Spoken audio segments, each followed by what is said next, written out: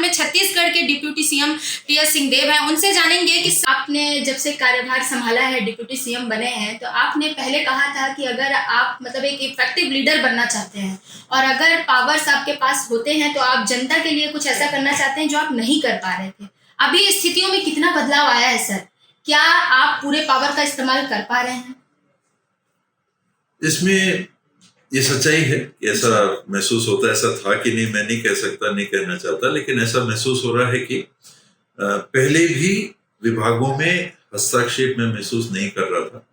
पंचायत विभाग में जरूर मैंने महसूस किया कि मैं जो मेरे को डिलीवर करना चाहिए मैं नहीं कर पा रहा, इसलिए मैं पंचायत विभाग से पृथक हुआ, अपने आप को मैंने अलग किया। और अभी मुख्यमंत्री जी ने ऊर्जा विभाग भी दिया है। इसमें भी मुझे कहीं ऐसा प्रतीत नहीं हो रहा कि काम करने में दिक्कत है। विभागों से ज्यादा दिक्कत लोकल इश्यूज में महसूस होती थी। किन्हीं कारणों से लोगों को क्या संकेत थे, क्या नहीं थे, अधिकारी क्या समझते थे, क्या करते थे, उस प्रकार की एक स्थिति थी। वो मुझे उम्मीद है कि हाईकमान का जो निर्णय हुआ, हम सब ने जो मिलकर निर्णय लिया, भूपेश भाई भी उस निर्णय के हिस्सा थे, उसके बाद शायद ये संकेत गया हो। निश्चित तक ऊपर में ज्यादा महसूस नहीं होता था। और भूपेश भाई का भी हम लोग का संबंध ऊपर के स्तर पे, सामाजिक तौर पे, आपस में बातचीत में कभी कटुता नहीं आई। पहले की भी जो स्थितियां थी, कटुता हम लोग के बीच में कभी नहीं आई थी।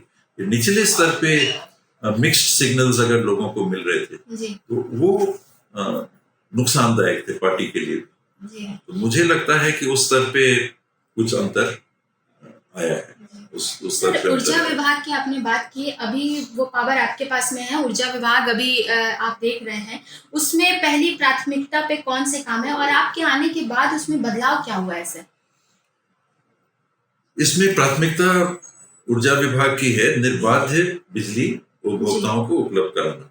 जो सबसे पहला दायित्व है कि हमारी निर्माण की कैपेसिटी कितनी है, हमारा प्रोडक्शन स्टेट का अपना कितना है, अपने संयंत्रों से कितना है, अन्य जो राष्ट्रीय स्तर के या निजी संयंत्र बने हैं उसका हमको हिस्सा कितना मिलता है, तो जो हमारी मांग है, पीक में जब मांग आती है उसके अनुपात में हमारी सप्लाई कितनी है। तो ग्रिड में, नेशनल ग्रिड में बिजली की उपलब्धता की कोई कमी नहीं। पीक आवर्स में रेट उसके ज्यादा हो जाते हैं और पीक आवर्स में अगर कहीं कोई बाधा आती है, और जो अधिकारियों ने अब मुझे ब्रीफ भी किया कि हर महीने या हर कुछ समय में कुछ ना कुछ ब्रेकडाउन होता ही है। ये कोई नई चीज नहीं है। सर, इसको कंट्रोल कैसे कर पाएंगे? कंट्रोल, बिजली तो बाधित नहीं होनी चाहिए क्योंकि नेशनल ग्रिड में उपलब्ध है। आपकी बिजली से महंगी बिजली अगर आपको लेनी पड़ रही है तो उसी की चिंता है, उसी का नुकसान है। जहां तक बिजली की उपलब्धता है, 3 इसके पहलू हो गए। एक बिजली के बनाने का काम, बिजली के उत्पादन का काम, दूसरा लाइन जिसमें बिजली चलती है उसके मेंटेनेंस का काम, और तीसरा जो उपभोक्ता को बिजली पहुंच रही है। तो तीन क्षेत्र में ये है। तो एक में अगर कहीं मशीन खराब हो गई तो आपकी उपलब्धता कम हो गई, अचानक कुछ समय के लिए ड्रॉप हो जाता है, तो सप्लाई में कहीं पावर की कमी महसूस हो सकती है, वो रिस्टोर हो जाए।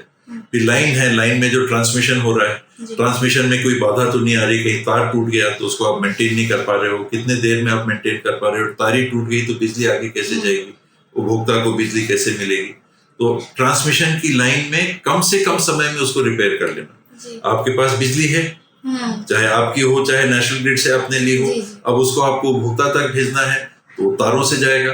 वो तारों में अगर कहीं बाधा आई, कहीं टूट आया, कोई ना कोई ऐसा कारण हुआ, आंधी तूफान आया, पेड़ गिर गया, कुछ भी, कई बाधाएं प्राकृतिक ऐसी आती हैं कि बिजली गिर गई, उसमें दिक्कत आ गई, तो इसको कम से कम समय में पूरा करना ये चुनौती रहती है। ट्रांसमिशन का जो हमारा तंत्र है उसकी जवाबदारी, और फिर डिस्ट्रीब्यूशन। बिजली है, आपने भेज दी, अब उसका उपयोग करना है उपभोक्ताओं तक, घरों में, चाहे वो औद्योगिक हो, चाहे घरेलू हो, चाहे स्ट्रीट लाइट हो, वहां तक बिजली पहुंचे। तो उसमें कोई दिक्कत नहीं होनी चाहिए, वहां की छोटी लाइनों में कहीं बाधा नहीं पहुंच रही हो, कहीं वहां का तार ना टूट गया हो। ट्रांसफार्मर में बिजली गिरने से, बरसात में अक्सर बिजली गिरती है ट्रांसफार्मर्स में, ट्रांसफार्मर्स खराब हो जाते, कम से कम समय में उसको बदलना। पहले इसमें 72 घंटे के अंदर बदलने का था, अभी हम लोगों ने उसको 48 घंटे के अंदर बदलने का कर दिया है। तो 48 घंटा भी मतलब नहीं कि 48 घंटा पूरा हो तब, पहले घंटे में बदल दें, प्रयास ऐसा है। विभाग का भी ऐसा प्रयास हमेशा बना रहता है। तो ये हम लोगों ने अंतर सवाल है, अभी चुनाव नजदीक आ गए हैं, चुनाव में ज्यादा शेष महीने नहीं है, 3 महीने ही शेष बचे हुए हैं। सर्व आदिवासी समाज की अगर हम बात करते हैं तो सीपीआई और बीएसपी के साथ मिलकर वो एक गठबंधन खड़ा कर रहे हैं छत्तीसगढ़ में। आम आदमी पार्टी की भी अगर हम बात करते हैं तो उनके भी दौरे जो हैं वो देखने को मिल रहे हैं। तो आपको क्या लगता है कि कांग्रेस के लिए खतरा बन सकते हैं? एक बिजली वाली छोटी बात और आपने पूछा था कि क्या अभी परिवर्तन आया, तो उपभोक्ताओं के लिए एक और हम लोगों ने अभी हाल में कदम लिया है कि जिनको बिजली बिल हाफ का लाभ मिलता था, वो 2 महीने के अंदर अगर उन्हें बिजली बिल पटा दिया तो लाभ मिलता था, वरना फिर पूरा पटाना पड़ता था, 400 यूनिट का पूरा पैसा। और जिनके पास आर्थिक रूप से कोई बाधा है, जो गरीब मानना चाहिए, आर्थिक रूप से कमजोर परिवार हैं, उन्हीं को ज्यादा दिक्कत आती होगी। हो सकता है आप और मैं भी देर से पटाते हो, लेकिन 2 महीने के बाद फिर वो छूट नहीं मिलती। नहीं मिलती। तो ये हमने 6 महीना कर दिया। अच्छा। कि 6 महीने तक भी अगर किसी दुर्भाग्यजनक स्थिति में या किसी कारण से आप नहीं पटा पाए हो तो लाभ से आप वंचित नहीं होगे। तो इतने के अंदर तो पटा ही देना चाहिए, क्योंकि आप पटाओगे नहीं तो फिर वो चलेगा नहीं। आज भी विद्युत विभाग जो है करीब 1300-1400 करोड़ रुपए के घाटे में चलता है, क्योंकि बहुत सारी सब्सिडीज देते हैं, बहुत सारी सब्सिडीज देते हैं। अभी मुख्यमंत्री जी ने 50,000 पंपों के ऊर्जीकरण का निर्णय लिया। तो ये भी पैसा पब्लिक का ही पैसा, बजट का पैसा उसमें लगता है। ये सब भी काम चल रहे हैं, नए भी प्रोजेक्ट चल रहे हैं। बड़े तापमान घर की भी अभी विद्युत कोरबा में 1320 मेगावाट के प्लांट की 1340 मेगावाट प्लांट की भी स्थापना हुई, भूमि पूजन हुआ। तो ऐसे काम और भी नए काम है वो आ रहे हैं, वो होंगे।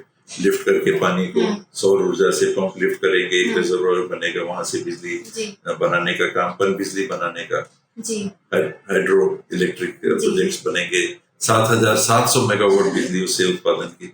ये सब भी काम चल रहे हैं। फिर आपने राजनीतिक सवाल पूछा, इसमें ये दल अपने आम आदमी पार्टी का जहां तक सवाल है, राष्ट्रीय मान्यता के अस्तित्व को बनाए रखने के लिए ये पहल कर रहे हैं और हर जगह कैंडिडेट खड़ा करने की बात पिछले चुनाव में भी किया था, इस चुनाव में भी और आगे बढ़ के करने की कोशिश कर रहे हैं। किसके वोट ये प्रभावित करेंगे? सर्व आदिवासी समाज एक सामाजिक संगठन था कि राजनीति में उतरने की बात कर रहा है, और पिछले बार जोगी जी ने, आपने बीएसपी का नाम लिया, इनके साथ मिलकर गठबंधन करके इन्हें चुनाव लड़ा था। आंशिक उनको सफलता मिली थी, 5 सीटें जोगी कांग्रेस को मिली थी, 2 सीटें बीएसपी को मिली थी, तो 7 सीटें उनको मिली थी और 15 सीटें भाजपा को मिली थी। तो ये वोट किस हद तक प्रभावित होंगे? मुझे लगता है कि आज के युग में मतदाता काफी क्लियर सोच के वोट देता है कि वो अपना वोट खराब नहीं होने देना चाहता। जो जीत सकता है वो भांपता है और उनमें से किसी को वोट देता है। जो मेरा अनुभव अभी तक का है, मेरा व्यक्तिगत अनुभव है और मेरी सोच है, मैं यही समझ पाया हूं कि आज के दिन कोई यार दोस्त खड़ा हो गया तो उसको दे दिया तो 2-4 वोट चले गए।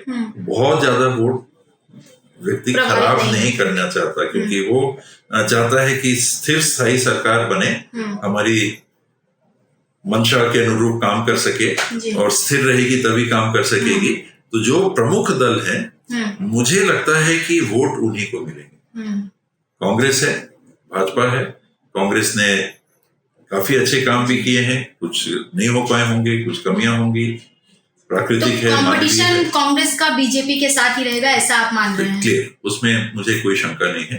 बाकी वोट काटने वाली प्रवृत्ति की स्थिति बनेगी, और उसमें मुझे लगता है कि जो मतदाता है, व्यापक मतदाता, कुछ जो लोग जुड़ते हैं वो नहीं, बड़ा मतदाता जो किसी के साथ जुड़ा नहीं रहता। हर व्यक्ति कांग्रेस के साथ हो या भाजपा के साथ हो या आम आदमी पार्टी के साथ हो या गोंडवाना के साथ हो या जोगी कांग्रेस के साथ हो या बीएसपी के साथ हो या सर्व आदिवासी समाज के साथ हो, 3 करोड़ अगर छत्तीसगढ़ वासी हैं तो 3 करोड़ हर दलों में नहीं है। ज्यादा से ज्यादा 20-25-30% लोग 20-25-30% लोग ही किसी दल के साथ हैं डायरेक्ट, बाकी फ्री मतदाता है जी। वो किसी दल का सदस्य नहीं, वो किसी समूह या समाज से डायरेक्टली राजनीतिक परिवेश में जुड़ा हुआ नहीं रहता, वो मत निर्णायक होता है। जो पार्टी के वोट हैं वो तो करीब करीब। सर अभी अरविंद केजरीवाल का दौरा हुआ, ये तीसरा दौरा था उनका। वो आए, 9 गारंटियां उन्होंने रखी। एक गारंटी वो लेकर आए कि अगर उनकी सरकार आती है हालांकि, तो वो छत्तीसगढ़ में भी महिलाओं को 1,000 रुपए पर महीने वो देंगे। यही योजना लाडली बहना योजना मध्य प्रदेश में भी चल रही है। हालांकि आप मैनिफेस्टो मतलब आप लोगों का मैनिफेस्टो तैयार हो रहा है, उसमें महिलाओं के लिए केंद्र बिंदु क्या होगा बाबा साहब? इस प्रकार की चीज जरूर होगी जी। ये जो चीजें चलन में आ जाती हैं फिर वो होंगी, निश्चित रूप से होंगी, ऐसा मुझे लगता है। मैं पूर्वानुमान लगा के नहीं कह सकता, लेकिन मुझे लगता है कि ऐसी चीजें उसमें होंगी। मतलब ऐसी चीजें होनी चाहिए, इससे आप ताल्लुक रखते हैं? इसमें देखिए, आपको अर्थव्यवस्था भी चलानी है जी। आपको लोगों की माली हालत में सुधार भी लाना है जी। हम कहते हैं कि तरक्की, तो मेरे लिए सड़क बनाना तरक्की नहीं जी। मेरे लिए सड़क बनने से, अगर जिस सड़क से लोग जुड़ रहे हैं उनकी माली हालत में सुधार हो, उनके परिवार में पैसे ज्यादा पहुंचे, तो वो तरक्की। मेरे लिए बांध बन जाना अपने आप में तरक्की नहीं है, मेरे लिए बिजली का खंभा लग जाना तरक्की नहीं जी। अगर बिजली लगने से आपके परिवार में आमदनी भी बढ़ती, अगर बांध बन जाने से आपके परिवार में आमदनी भी बढ़ती, तो वो तरक्की। तो तरक्की किसको हम मान रहे हैं? आर्थिक स्थिति में अगर सुधार। आपने बिजली बिल हाफ किया तो उसके पीछे उद्देश्य क्या था? कुछ पैसे और हर महीने के परिवार में बचेंगे कि वो परिवार खर्चा कर सके। एक है आप आमदनी बढ़ा दो, हर परिवार की इनकम बढ़ा दो। दूसरा है कि परिवारों के खर्चे को कम करो। महंगाई क्या करता है? आमदनी 1,000 रुपया, चीजों का दाम पहले 800 रुपया था, महंगाई आ गई अब 900 रुपया हो गया, तो परिवार को खर्च करने के लिए 100 रुपया बचा। जो तरीका क्या है कि आपकी आमदनी 1,000 है और आपके खर्चे 800 रुपए हैं, तो 200 रुपए आपको दूसरे काम के लिए चाहिए। अब महंगाई बढ़ गई, आपके पास दूसरे काम के लिए खर्च करने के पैसे नहीं रहे, तो तरीका क्या है? आमदनी बढ़ाओ, 1,000 रुपए को 1100 कर दो, 1200 कर दो, तो आपके पास परिवार में पैसे बच गए। या जो आपके खर्चे हो रहे हैं उनको कम करो महंगाई को देखते हुए। तो कैसे कम कर सकते हैं? बिजली बिल हाफ। आमदनी कैसे बढ़ा सकते हैं? धान का भाव आपने बढ़ा दिया। परिवार की आमदनी कैसे बढ़ा सकते हैं? स्टाइपेंड दे दिया, सामाजिक सुरक्षा पेंशन दे दी। ये परिवार को, व्यक्ति को अपने जीवन यापन के लिए, जेब में पैसा बढ़ाने के लिए। स्वास्थ्य विभाग है, हम निःशुल्क इलाज करेंगे, universal health care, right to health. ये क्या है कि जो पैसे आपको घर से लगाने पड़ रहे हैं, तो जो आपकी 1,000 और 800 रुपए की अंतर की स्थिति है, बीमार पड़ गए तो 200 रुपए आपको बीमारी में जा रहे हैं।